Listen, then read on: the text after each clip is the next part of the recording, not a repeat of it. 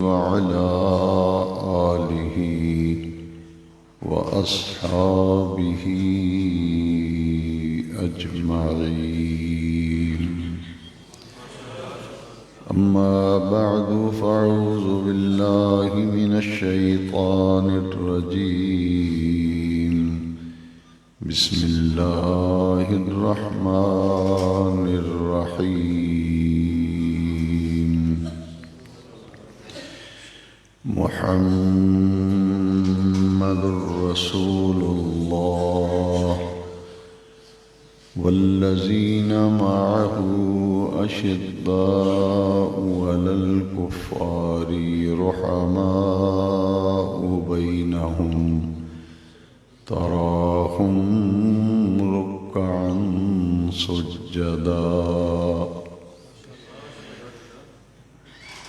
يبتغون فضلا من الله ورضوانا سيماهم في وجوههم من أثر السجود. صدق الله مولانا العظيم. إن الله وملائكته يصلون على النبي يا أيها الذين آمنوا صلوا عليه وسلموا تسليما. الصلاة والسلام عليك يا سيدي يا رسول الله وعلى آلك وأصحابك يا سيدي يا خاتم النبيين.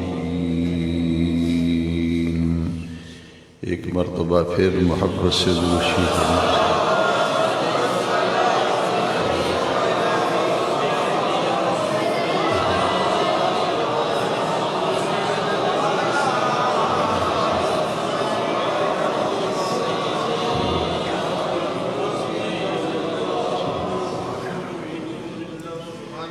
سب تعریفیں، ہر قسم کی حمد و ثنا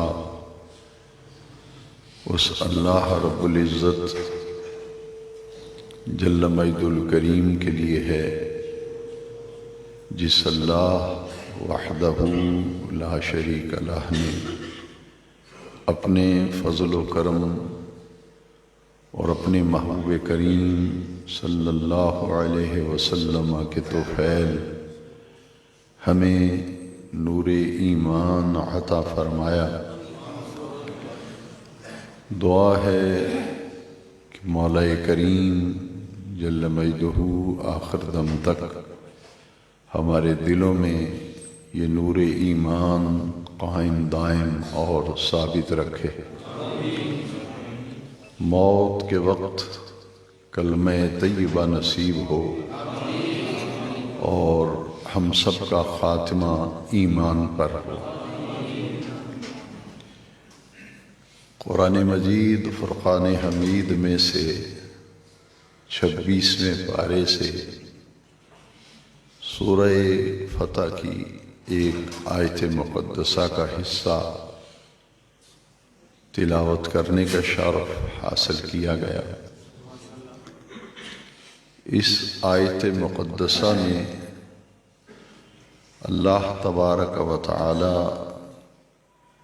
جل شانہ نے اپنے محبوب کریم صلی اللہ تعالی علیہ وسلم کے رسول ہونے کا ذکر فرما کر آپ پر ایمان لانے والے وہ خوش نصیب لوگ، وہ سعادت مند جماعت، وہ مقدس ہستیاں، وہ مقدس افراد جنہوں نے حضور کے اعلان نبوت کے بعد سب سے پہلے حضور پر ایمان لانے کا شرف حاصل کیا، حضور کی دعوت کو قبول کر کے دین حق اسلام کو قبول کیا، حضور کی غلامی میں اپنے آپ کو دے دیا، اور حضور کی صحبت اور حضور کی تربیت اور حضور کے فیضان کو حاصل کرنے کے لیے ایمان لانے کے بعد ہمہ وقت وہ حضور کی مجلس میں رہتے، حضور کے قرب میں رہتے، حضور کی معیت میں رہتے، حضور کی صحبت میں رہتے۔ حضور پر ایمان لانے کے بعد اور اسلام کے 3 بنیادی عقیدے ہیں۔ ایک ایمان باللہ تعالی کہ اللہ تبارک و تعالی کی وحدانیت، اس کی الوہیت اور اس کی ربوبیت پر ایمان لانا، یہ ایمان باللہ تعالی ہے۔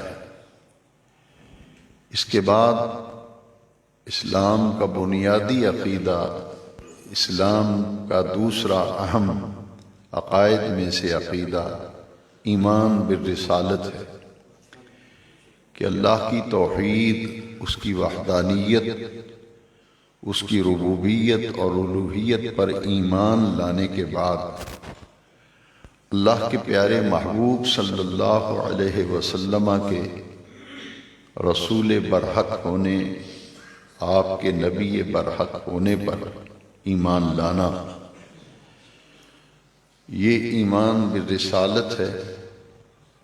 اور تیسرا بنیادی عقیدہ وہ ایمان بالآخرت ہے کہ یہ دنیا کا جہان اللہ کریم نے ہمیں محض اس لیے عطا کیا ہے، اور یہ دنیاوی زندگی ہمیں اس لیے دی گئی ہے کہ اس زندگی کے بعد ایک ایسی زندگی ہمیں عطا کی جائے گی جسے حیات اخروی کہا گیا ہے، آخرت کی زندگی، آخرت کا جہان۔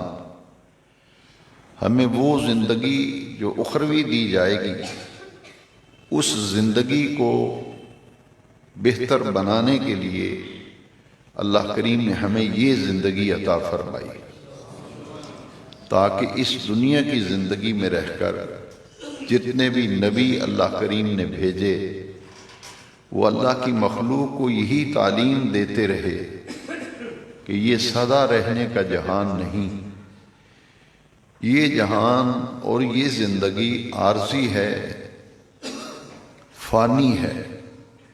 دائمی، ابدی اور باقی زندگی آخرت کی زندگی ہے۔ انبیاء کرام کی دعوت پر جو لوگ ایمان لاتے اور اللہ کی وحدانیت، اس کی ربوبیت اور الوہیت پر ایمان لانے کے بعد اللہ کے نبیوں کی نبوت و رسالت پر ایمان لاتے، اور پھر اللہ کے احکام پر اور اللہ کے محبوب انبیاء کے احکام پر، فرامین پر عمل کر کے ایسی زندگی اپنے لیے متعین کرتے، زندگی گزارنے کے وہ طور طریقے اختیار کرتے جن پر چل کر ان کی وہ زندگی بہتر ہوتی جہاں مرنے کے بعد ہر انسان نے جا کر رہنا ہے۔ اسی طرح ایمان بالآخرت کا ایک نمایاں پہلو یہ ہے کہ ایک دن آئے گا جسے یوم آخرت کہتے ہیں، جسے یوم قیامت کہتے ہیں۔ قیامت کا آنا برحق ہے اور دنیا کی ہر چیز فنا ہو جائے گی، اور قیامت آنے پر ہر شخص اپنی قبر سے اٹھایا جائے گا، اور اسی جسم انصری کے ساتھ دوبارہ زندگی بخشی جائے گی، اور پھر میدان محشر میں ہر شخص کو لے جایا جائے گا۔ دنیا کی زندگی میں جو کام کیے تھے، جو اعمال اور افعال کیے تھے، ان کا حساب و کتاب ہوگا، اور حساب و کتاب کے بعد پھر سزا اور جزا کا آغاز ہوگا۔ جنہوں نے اچھی زندگی گزاری ہوگی ان کے لیے اللہ تبارک و تعالی نے جنت کی نعمتیں رکھی ہیں، جنت کی بہاریں ہیں ان لوگوں کے لیے، اور جن کو سزا دی جائے گی نافرمانی میں، حکم عدولی میں اور غفلت کی زندگی بسر کرنے والے، وہ جہنم میں ڈالے جائیں گے۔ یہ عقیدہ آخرت، ایمان بالآخرت، اور یہ تین بنیادی عقائد ہیں اسلام کے۔ میرے نبی کریم علیہ السلام نے 40 سال کی عمر مبارک میں اپنی نبوت کا اعلان فرمایا اور اپنی نبوت کا اظہار فرمایا، اور جب حضور نے دعوت دی تو جن لوگوں نے حضور کی دعوت پر لبیک کہا اور قبول کی اور ایمان لانے کا شرف حاصل کیا، وہ مردوں میں سے سب سے پہلے ایمان لانے والے حضرت ابو بکر صدیق ہیں رضی اللہ عنہ۔ سب سے پہلے جس کو کلمہ پڑھنے کا شرف ملا اور حضور کی دعوت کو قبول کرنے اور ایمان لانے کا اعزاز ملا، سیدنا ابو بکر صدیق ہیں رضی اللہ تعالیٰ۔ اور غلاموں میں سب سے پہلے ایمان لانے والے حضرت زید ہیں رضی اللہ تعالیٰ۔ اور نو عمر لوگوں میں جن کی عمر کم تھی، ان میں سب سے پہلے ایمان لانے والے، دعوت کو قبول کرنے والے حضرت سیدنا علی المرتضیٰ کرم اللہ تعالی وجہ الکریم۔ اور خواتین میں، عورتوں میں سب سے پہلے ایمان لانے والی اور دین کی دعوت کو قبول کرنے والی مقدس خاتون ام المومنین حضرت خدیجۃ الکبریٰ ہیں رضی اللہ تعالی۔ یہ 4 ہستیاں ہیں جنہوں نے سب سے پہلے دعوت کو قبول کر کے حضور پر ایمان لانے کی سعادت حاصل کی۔ پھر صحابہ کرام تعداد بڑھتی گئی، لوگ دائرہ اسلام میں داخل ہوتے گئے۔ حضرت سیدنا عمر فاروق اعظم رضی اللہ تعالیٰ عنہ، سیدنا عثمان غنی ذی النورین رضی اللہ تعالیٰ عنہ، یہ وہ لوگ ہیں جو پہل ایمان لائے۔ حضرت عثمان غنی رضی اللہ تعالیٰ عنہ نے جب کلمہ پڑھا، ایمان لائے، تو ان سے پہلے ایمان لانے والوں کی تعداد صرف 16 تھی۔ صرف 16 افراد تھے، نفوس قدسیہ تھے، جنہوں نے حضور پر ایمان لانے کا شرف حاصل کیا۔ سیرت حلبیہ میں علامہ حلبی رحمۃ اللہ علیہ نے لکھا ہے کہ 17واں نمبر تھا ایمان لانے میں حضرت عثمان غنی ذی النورین رضی اللہ تعالیٰ عنہ۔ تو ایمان جیسے ہی لوگ لاتے، حضور کے قرب، حضور کی صحبت، حضور کی معیت میں رہتے تھے۔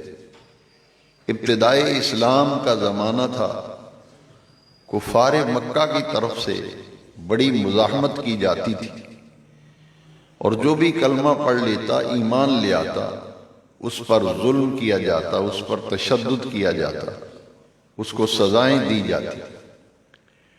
ان میں حضرت سیدنا بلال رضی اللہ تعالیٰ عنہ، جو حبشے کے رہنے والے تھے اور مکہ مکرمہ میں امیہ نامی کافر کے غلام تھے، سیدنا بلال رضی اللہ تعالیٰ عنہ یہ بھی اولین صحابہ میں سے ہیں جو ایمان لائے۔ تو جیسے جیسے لوگ ایمان لاتے تھے تو چھپ چھپا کر دین کی دعوت اور تبلیغ ہوتی تھی۔ دار ارقم ایک ایسی جگہ تھی جو دین کی تعلیم اور دین کی تربیت کا اولین مرکز تھا، کہ حضور کے صحابی حضرت زید بن ارقم رضی اللہ تعالیٰ عنہ، یہ گھر ان کا تھا، اور یہاں حضور تشریف رکھتے تھے، اور جو جو لوگ کلمہ پڑھتے جاتے حضور انہیں تعلیم دیتے، ان کی تربیت دیتے، انہیں اصلاح فرماتے، اور انہیں حضور کی معیت و صحبت و قرب میں حاصل رہنے کا موقع ملتا رہا۔ اعلان نبوت کے بعد 13 سال نبی کریم صلی اللہ تعالی علیہ وسلم کی مکی زندگی اعلان نبوت کے بعد ساری کی ساری دین کی دعوت و تبلیغ میں بسر ہوئی۔ اس دور میں پھر اہل مکہ میں سے وہ خوش نصیب جن کے لیے اللہ نے صحابیت کا شرف رکھا تھا وہ ایمان لاتے رہے۔ 13 سالہ مکی زندگی بڑا ہی اذیتوں کا دور تھا، صعوبتوں کا دور تھا، عزیمت کا دور تھا، جس میں ان لوگوں نے بڑی تکلیفیں اٹھائی، بڑی ماریں کھائیں، سزائیں پائیں۔ خود حضرت سیدنا ابو بکر صدیق رضی اللہ تعالیٰ عنہ تاریخ اسلام میں دین کی دعوت اور تبلیغ کے لیے سب سے پہلے مار کھانے والے، سب سے پہلے اذیتیں جھیلنے والے حضرت صدیق اکبر ہیں رضی اللہ تعالیٰ عنہ۔ اسی طرح صحابہ کرام تکلیفیں اٹھاتے رہے۔ میرے نبی کریم صلی اللہ تعالیٰ علیہ وسلم سے صحابہ نے عرض کیا، جو ابتدا میں چند لوگ تھے بھی تو گنتی کے لوگ تھے جو مسلمان ہوئے تھے، کہ حضور یہ مار کھانے کا سلسلہ ہم کب تک برداشت کرتے رہیں گے، یہ اذیتیں، یہ تکلیفیں، یہ دکھ، کیونکہ ان کا جینا دو بھر کر دیا گیا تھا مکہ مکرمہ۔ اسی لیے ہجرت کا حکم آیا تو سب سے پہلے جس شخص نے اسلام کے لیے ہجرت کا شرف حاصل کیا وہ حضرت عثمان غنی ہے رضی اللہ تعالیٰ عنہ۔ انہیں حضور نے حکم دیا تھا، حضرت عثمان غنی حبشہ کی طرف ہجرت کر گئے تھے۔ تمام صحابہ کرام میں سے حضرت عثمان غنی رضی اللہ تعالیٰ عنہ وہ ہیں جن کا لقب ہے ذی الہجرتین، 2 ہجرتوں والے۔ باقی تمام صحابہ نے 1 مرتبہ ہجرت کی تھی، لیکن عثمان غنی ذی النورین رضی اللہ تعالیٰ عنہ نے 2 مرتبہ ہجرت کا شرف حاصل کیا، کیونکہ جب وہاں رہنا ہی مشکل ہو گیا، اللہ کا نام لینا جو ہے وہ بڑا ہی ایک ایسا ماحول تھا کہ اذیتیں مل رہی ہیں، تشدد ہو رہا ہے، ظلم ہو رہا ہے، بربریت کی داستان رقم کی جا رہی ہے، تو صحابہ کرام کو پھر ہجرت کا حکم ہوتا۔ حضرت عثمان غنی رضی اللہ عنہ پہلے ہیں جنہوں نے ہجرت کی تھی حضور کے حکم سے۔ پھر آہستہ آہستہ صحابہ کرام کو ہجرت کا حکم ہوا، اور نبی کریم صلی اللہ تعالیٰ علیہ وسلم کو بھی اللہ تبارک و تعالیٰ نے پھر ہجرت کا حکم دیا۔ پھر مکہ شریف چھوڑ کر حضور ہجرت فرما کر مدینہ منورہ تشریف لے گئے۔ اس پورے دور میں جو لوگ ایمان لائے انہیں قرآن مجید میں السابقون الاولون کہا گیا۔ سب سے پہلے اور سب سے آگے جو ایمان لانے والے تھے۔ سابقون کا معنی ہے سب سے آگے، اولون کا معنی ہے سب سے پہلے۔ تو قرآن مجید میں وہ لوگ کتنے عظیم تھے جنہوں نے دین کی خاطر ماریں کھائیں۔ آج ہمارا حال یہ ہے کہ ساری سہولتیں میسر ہونے کے باوجود بھی ہماری حالت یہ ہے کہ نہ نماز کے لیے ہماری طبیعتیں مائل ہوتی ہیں۔ جمعے کی اہمیت تو تیزی سے دلوں سے نکلی گئی، دین کی بے قدری، مسجدوں کا ادب و احترام اور دین کی رغبت تیزی کے ساتھ دلوں سے ختم ہوتی چلی جا رہی ہے۔ کیا مقام ہوگا ان لوگوں کا جنہوں نے سب سے پہلے کلمہ پڑھا، ایمان لائے، حضور کی دعوت کو قبول کیا، اور پھر ساری زندگیاں ان نفوس قدسیہ نے اسی اللہ کے دین کو غالب کرنے کے لیے اور دین کو پھیلانے کے لیے ان تمام نفوس قدسیہ نے اپنی ساری زندگیاں وقف کر دی تھی۔ جو ہر وقت بے چین رہتے تھے، خاص طور پر حضرت سیدنا صدیق اکبر، سیدنا عثمان غنی رضی اللہ عنہ، یہ بہت بڑے تاجر تھے اور منڈی میں ان کا بہت بڑا کاروبار تھا۔ صحابہ کرام میں سے دیگر صحابہ بھی اسی شرح میں شامل تھے، لیکن 2 یہ حضرات جو ہیں یہ نمایاں تھے۔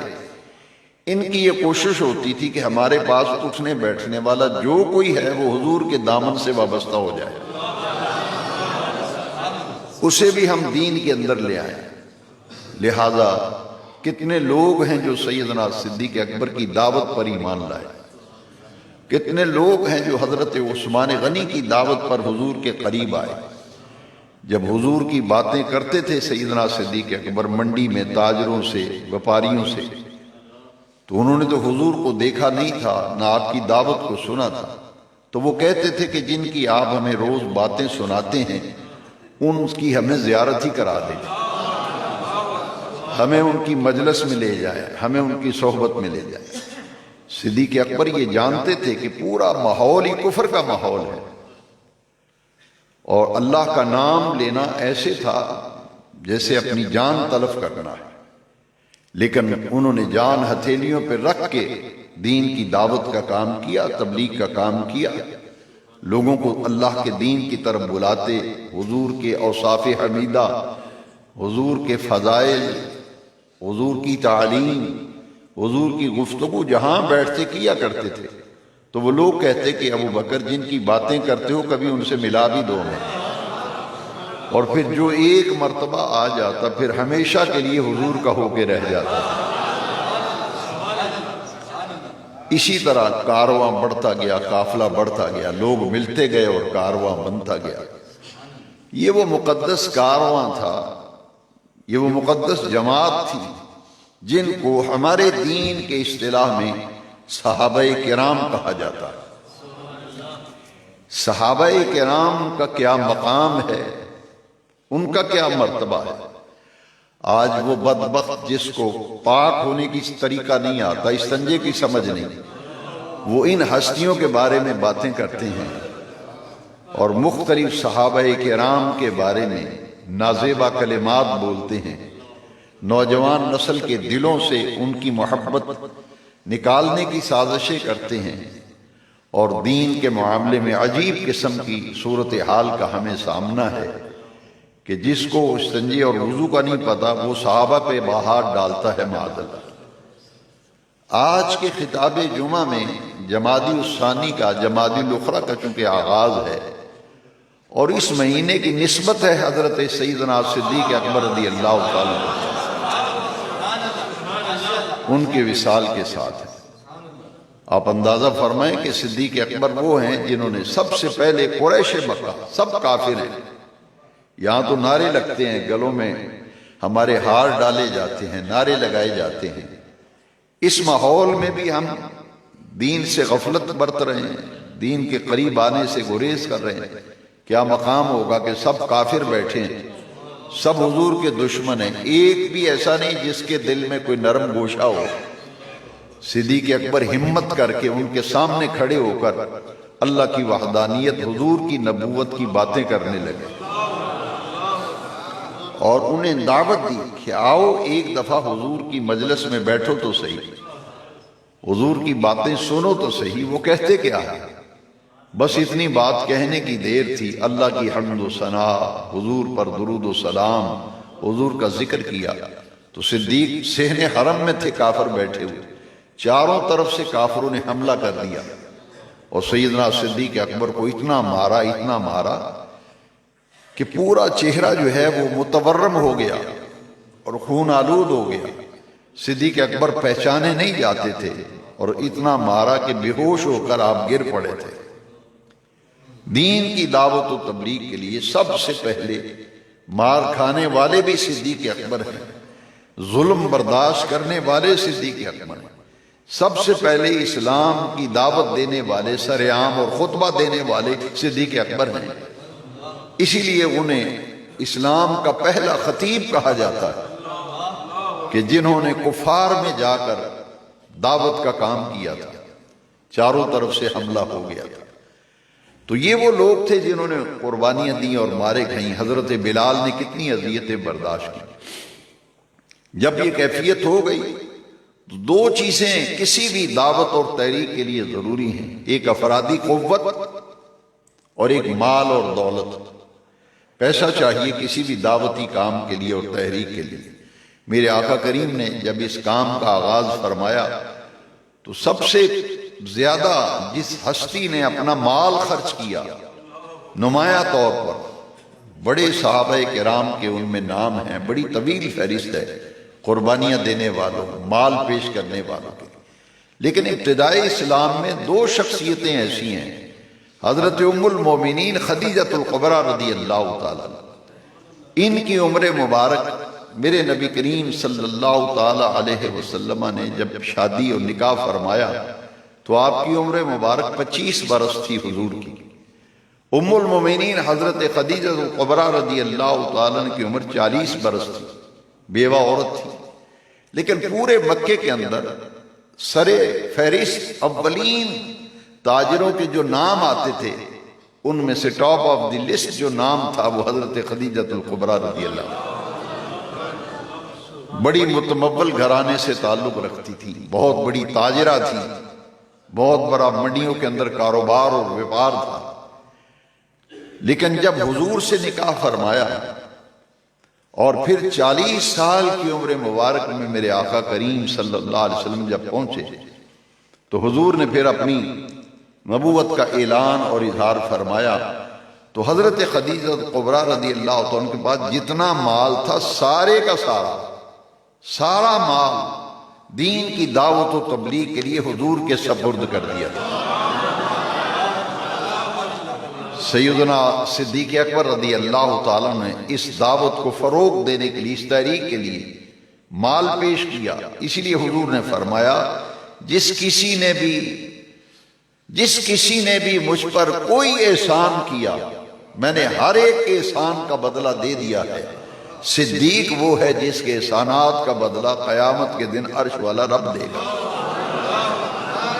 یہ احسان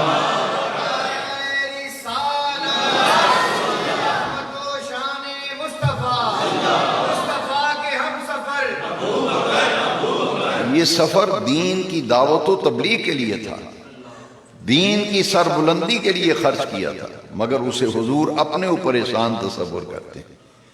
اور پھر دوسری حدیث میں حضور نے فرمایا کسی کے مال نے مجھے ما نفعنی مال احد قط ما نفعنی مال ابی بکر، کہ کسی کے مال نے مجھے دین کی دعوت و تبلیغ کے لیے وہ فائدہ نہیں دیا جو فائدہ مجھے ابو بکر صدیق کے مال نے دیا ہے۔ تو مادی قربانی کا یاد اور افرادی قوت کے لیے صدیق جو بھی ملتا حضور کی باتیں کرتے، حضور سے ملواتے۔ اور پھر جب وہ وقت آیا کہ صحابہ کرام نے حضور سے عرض کیا حضور اب تو تکلیفیں برداشت کر کر کے ہماری ہمتیں جو ہیں وہ اب تنزلی کی طرف بڑھ رہی ہیں، حوصلے پست ہو رہے ہیں، اب کیا کریں؟ میرے نبی کریم علیہ السلام نے پھر ہاتھ اٹھا کر دعا فرمائی تھی، کیونکہ دو قوتیں، ایک مال اور دولت اور ایک افرادی قوت۔ یہاں حضور نے جو دعا فرمائی، دن بدن اسلام پھیل رہا ہے، لوگ مسلمان ہو رہے ہیں، لیکن کافر چونکہ زور میں تھے، غلبے میں تھے، مسلمانوں کو مارتے تھے، سزا دیتے تھے۔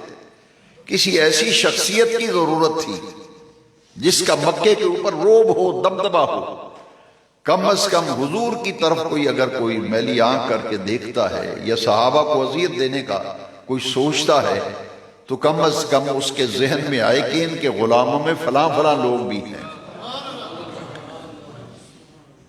حضرت عمر فاروق اعظم رضی اللہ تعالیٰ عنہ، عمر بن خطاب، مکہ مکرمہ کے ایک ایسے نامور لوگوں میں ان کا شمار تھا کہ جن کی پورے مکے کے اوپر ہیبت طاری تھی۔ کوئی آدمی اگر بات کرتا تو سوچ سمجھ کے کرتا تھا۔ حضور نے دعا فرمائی اللہم اعز الاسلام بعمر ابن الخطاب او بعمر ابن الحشام، یا اللہ یہ مکے میں دو بڑے سربراوردہ، سرکردہ اور بڑی ہی روب و دبدبے والی دو شخصیتیں، ان میں سے ایک مجھے دے دے، ایک عمر بن حشام اور ایک عمر بن خطاب۔ یہ عمر بن حشام ابو جہل ہے، یہ حضور نے پہلے دعا فرمائی، اور مسلم شریف کے اندر ہے کہ حضور نے پھر جب توجہ فرمائی تو حضور کی رغبت ان دونوں میں سے عمر بن خطاب کی طرف ہوئی۔ اب حضور نے جو دعا فرمائی اس میں حضور نے فرمایا اللہم اعز الاسلام بعمر ابن الخطاب خاصتاً یا اللہ ان دونوں میں سے مجھے خطاب کا بیٹا عمر چاہیے۔ اسی لیے باقی تمام صحابہ حضور کے مرید ہیں، اور عمر بن خطاب وہ ہیں جو میرے آقا کی مراد ہیں۔ انہیں مراد نبوت کہا جاتا ہے، انہیں مراد رسول کہا جاتا ہے۔ یہ اللہ سے مانگ کے لیا تھا۔ مسلمان چھپ کے اللہ کا نام لیتے تھے، چھپ کے عبادت کرتے تھے، چھپ چھپا کر حضور کے پاس جاتے اور آتے تھے، لیکن اللہ سے مانگ کے لیا عمر کو تو اسی لیے لیا تھا۔ حضرت عمر جب کلمہ پڑھتے ہیں تو یہ تو آئے تھے حضور کے قتل کرنے کے ارادے سے گھر سے نکلے تھے کہ حضور کو آج قتل کرنا ہے، معاذ اللہ، سر قلم کرنا ہے، لیکن وہ تو خود ایمان لے آئے کیونکہ ان کی بہن اور بہنوئی ایمان لا چکے تھے۔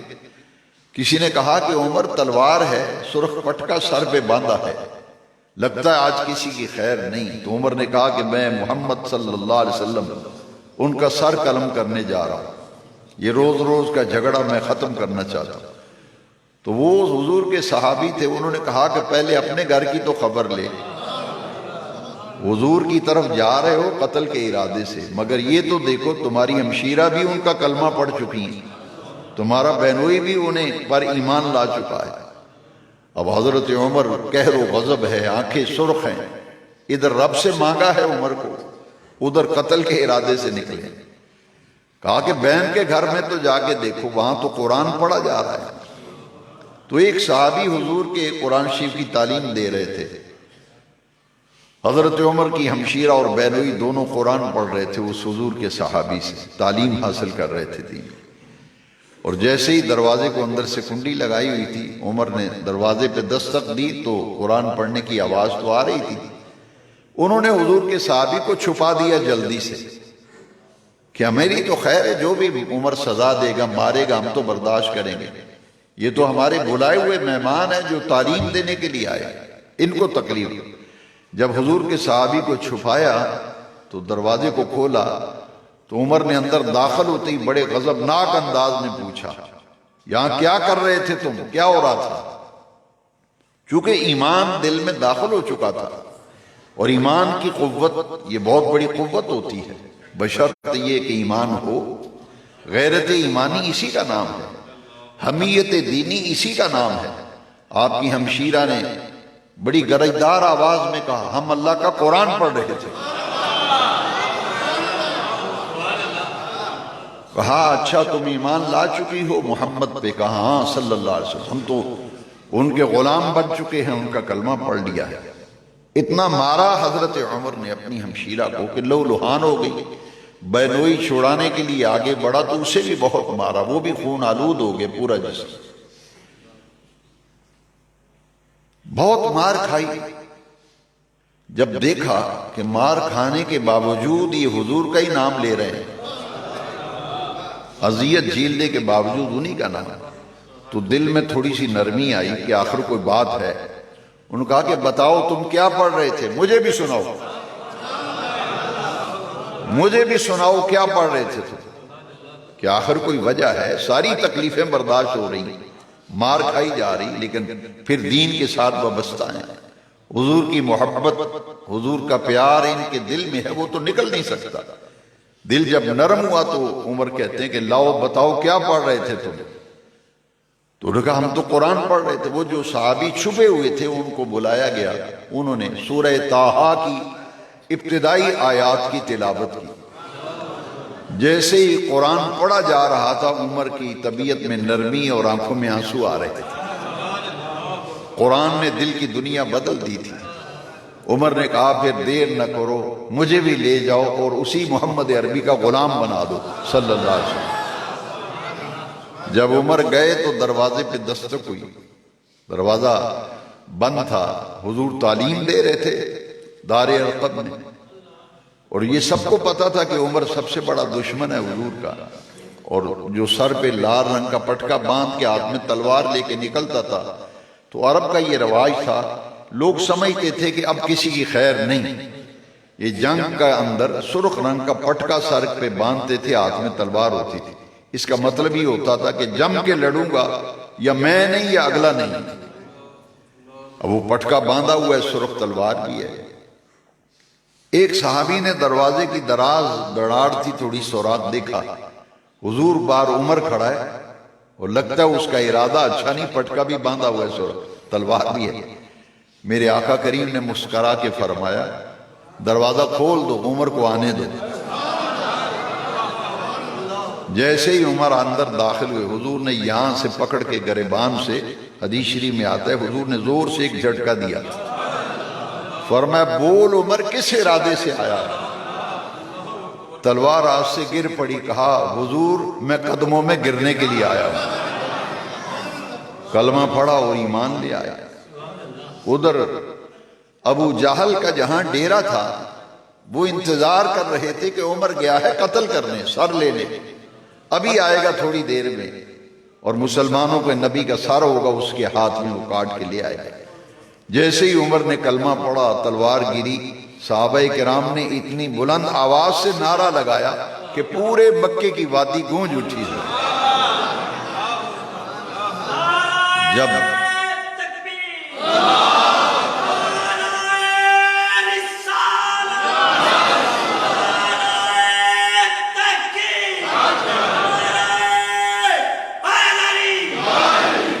انہوں نے نعرہ جب لگا تو ابو جہل کے چہرے کی ہوائیاں اڑ گئیں، ان ساروں کے رنگ پیلے پڑ گئے۔ انہوں نے کہا لو لگتا ہے کام ہو گیا ہے، عمر بھی اس کا غلام بن گیا ہے۔ یہ وہ نفوس قدسیاں ہیں جنہوں نے پہل ماریں کھائیں، قربانیاں دیں، دین کو قبول کیا، یہ وہ صحابہ کرام۔ قرآن نے پھر انہیں کہا السابقون الاولون من المہاجرین والانصار، وہ مہاجر ہوں یا انصار جو سب سے آگے سب سے پہلے ایمان لائے۔ السابقون الاولون من المہاجرین والانصار والذین اتبعوہم بإحسان، اور جنہوں نے بھلائی میں احسان میں ان کی پیروی کی۔ والذین اتبعوہم بإحسان رضی اللہ عنہم ورضوا عنہ، اللہ ان سب سے راضی ہو گیا اور یہ اپنے رب کی عطاؤں پر اپنے رب سے راضی ہو گیا۔ تو آج کے بیان جمعہ سے عظمت صحابہ، شان صحابہ، فضائل و مناقب صحابہ کا ہم آغاز کر رہے ہیں، اور جمادی الثانی میں یہ مبارک سلسلہ چلتا رہے گا۔ اور یہ سیدنا صدیق اکبر کا وصال 22 جمادی الثانی کو ہوا۔ اس نسبت سے وہ ہستیاں، وہ نفوس جنہوں نے اولین حضور کا ساتھ دیا، قربانیاں دیں، مارے کھائیں، ان کو صحابی کہا جاتا ہے۔ اور حضور کی امت کے تمام صحابہ کو پہلے تمام نبیوں کے صحابہ پر فضیلت حاصل ہے۔ حضور نے فرمایا میرے تمام صحابہ کو پہلے نبیوں کے صحابہ پر اس طرح فضیلت حاصل ہے جس طرح مجھے تمام نبیوں رسولوں پر فضیلت حاصل ہے۔ جس طرح حضور پہلے تمام انبیاء و مرسلین پر فضیلت رکھتے ہیں، اسی طرح میرے نبی پاک کے تمام صحابہ کرام، وہ مہاجرین ہوں، وہ انصار ہوں، وہ ہجرت سے پہلے ایمان لانے والے ہوں، ہجرت کے بعد ایمان لانے والے ہوں، فتح مکہ سے پہلے ایمان لانے والے ہوں، فتح مکہ کے بعد ایمان لانے والے ہوں، جو میرے آقا کا صحابی ہے، قرآن کہتے ہیں رضی اللہ عنہم، میں ان سب سے راضی ہوں، وردوا عنہ، اور یہ سب اپنے رب کی عطاؤں پر اپنے رب سے راضی ہیں۔ وآخر دعوانا